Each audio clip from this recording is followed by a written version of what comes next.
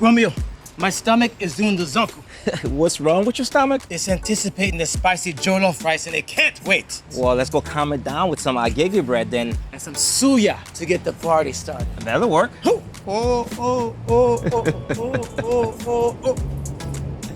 brother, please. That's what you get. This is Taste20in20. At Iyanze.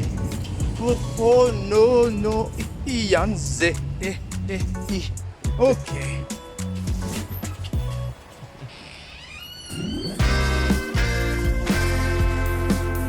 Chicago, are you ready to taste the city? I'm Turf Alexius. And I'm Remo Romeo. We're on a mission to devour the Windy City one bite at a time. Get ready for a flavor-packed adventure as we discover 20 incredible food experiences in just 20 weeks. From hidden gems to legendary spots, we're uncovering the heart and soul of Chicago's dining scene. Get ready to meet passionate chefs. Taste unforgettable dishes. And discover why Chicago is a foodie's paradise. This is Taste20in20.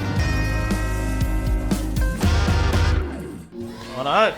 Not too much. What's up, brother? We're good. Nice to see you, man. Welcome to Iyanze. What you got prepped up for us? We're gonna be going on a spice journey a little bit. We're doing some spiced goat with jollof rice and plantains. For the vegetarian option, we're doing mashed beans, burnt Japanese chili, and it's gonna be served with some sweet agege bread. Oh, come on, that sounds really good. Yeah. Where do we go, chef? Yeah, well, you know what? Let's check out the kitchen. Sounds good. Coming in. All right, guys.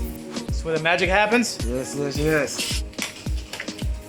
In there we've got what you call it in this. It's just got like the shrimp, the fresh crabs, and then some fish.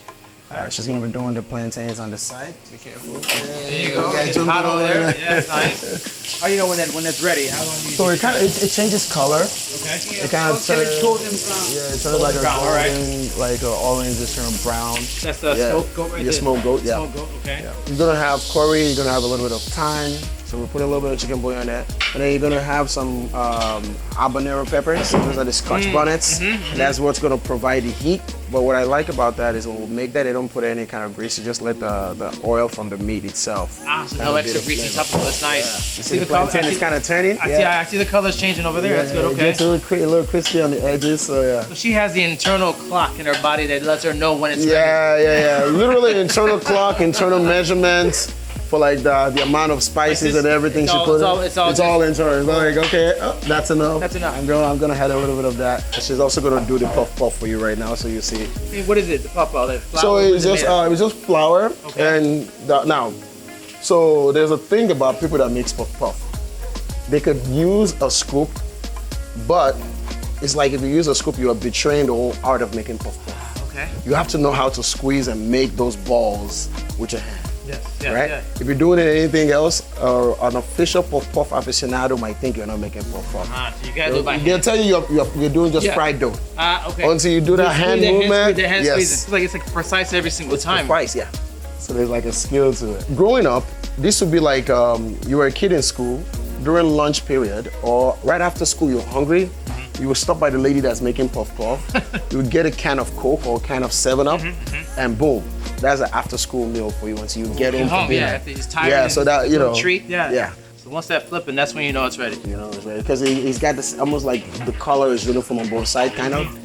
You could know those kids. You know, like when they went to school and then when they grew up, they always had late dinners at home. Their parents cooked dinner at home because no matter how old they are, when they come here, they remember puff and they're like, oh, can I get 40 of those? And I'm like, you're gonna eat 40 of those? They're like, yeah. I can smell that Scotch bonnet. Yeah. You feel that heat? Yeah. Ooh, I can feel it from here. Yeah. Oh, he can feel it. He can feel it. You see, she's not feeling it. I'm not feeling it. Yeah. But you know, they did tell me I did my 23andMe. I'm 1% Nigerian. Well, there you go. We're going to certify that Nigerian and we're going to give it a stamp today. Like, yep. Feel the hit. That's that jollof rice over there? Yeah, that's a jollof rice. Yeah, I cannot wait. This is good. So that's cooking up there. This is prepping over here. The next time we see this, will be on the table for us to sample. Man, yes, to smash. Yes. Oh, smashing time. Chef. Thank you. This one too fast. We gotta go real slow. Well, where do we begin, chef? Come on, We always start with the puff puff. Oh, the puff puff, yes. The puff puff. One is powdered sugar. I don't like it with powdered sugar. Okay. I like mine with just regular sugar. But a lot of people just like it without any sugar, period. Okay. Yeah. Start off with those. Yes. Yeah. Now I want to get the authentic flavor. Yeah, exactly. Just try it. Same here. That's what I'd say, yeah. There we kind of know exactly what we're working with. Yeah.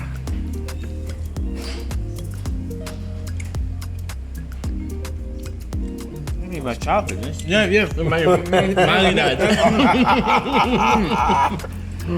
What I tell you? It's like soul food. It's like, Yeah, literally, it's just good. there's a little bit of sweetness to it. Just a little. Just a little bit, yes. Yes. So the way this goes, just grab the bread.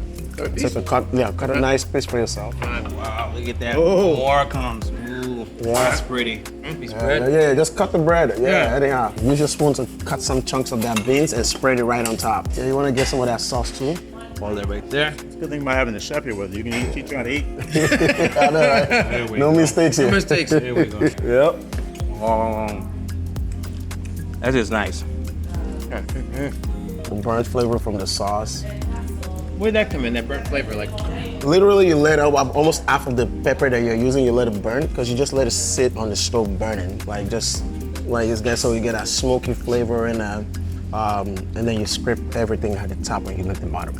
And then what you see is when it's sitting on top of that sauce when we make it. That's delicious, Mom. What a nice treat. That smoke, that's what the pepper, cause you know, the mashed beans, you're like, oh, okay. Yeah.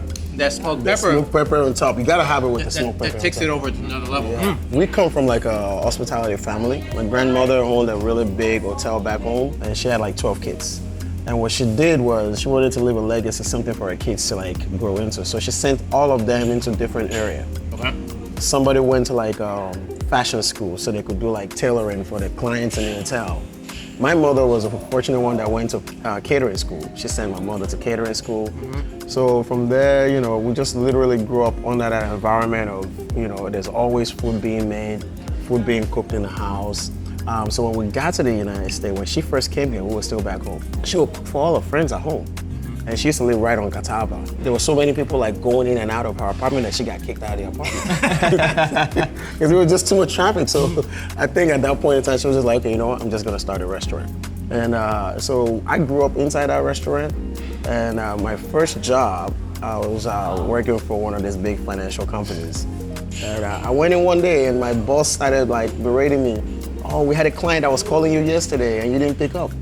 And I was like, well, I was helping my mother out. And they were like, okay, well, you're either helping your mother out or you are taking care of clients. And I was like, blink. That was an easy choice. That was it.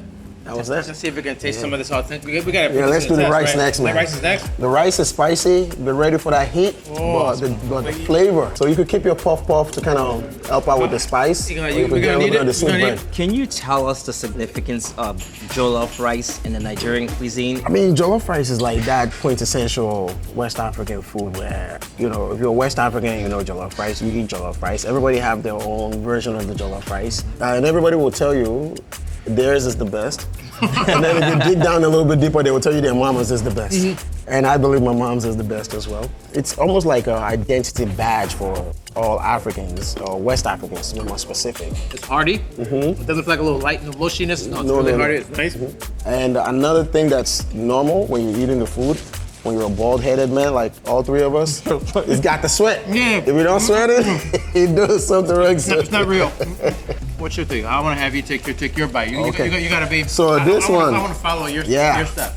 I'm gonna use my favorite on this one, right? And some people that are gonna see this video, they're gonna question my authenticity because I'm using cutlery. Okay. Which you're not supposed to, in theory. You're I'm not supposed to. Okay. That's the cassava one? That's the cassava. Yeah, that's a cassava. Okay. Yeah, I was waiting for us to get to this. So There you go. Now you're happy. Yeah. Just try. Yeah, try the cassava one. Try a little bit of it. Okay. The cassava, you want to do? Yeah, definitely try the full. Okay. You do need a little sweet. That rice got a nice kick. Here we go. So normally you would do one of this, right? You grab it Okay. and you put like a little dent into it like that, and then you use it to scoop up like that, right? And the thing is this, for us, right? When you eat it, The food is like it's medicine, it's everything into our body, right? It's your soul. You need to feel the texture before you even get into you are already getting connected with the food before you put it in your mouth. Just all this is magical so far.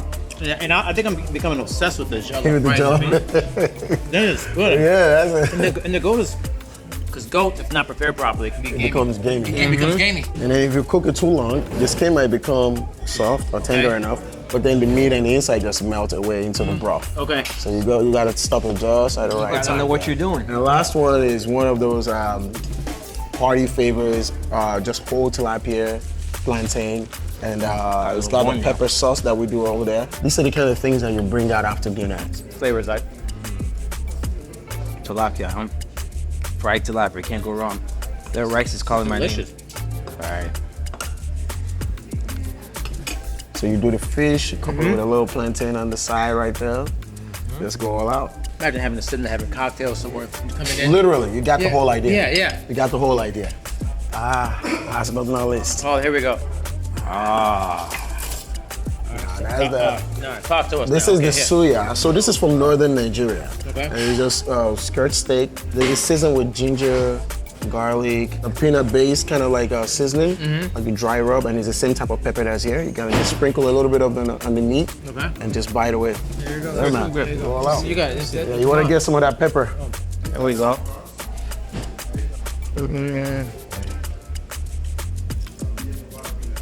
That's kebab on a whole different level. No, this is kebab to 10th power. Yeah. Oh, the peanut sauce too, man. Like this is it's sliced and thin. But this, besides that, that's not my second go-to. And I had to bring some Suya. Man. Chef, this is delicious. Very appreciate it. Thank you for being the gateway to Nigeria. If in the Chicago area, this is What do you hands do? down. When you ready to go, let me know, man. There you go.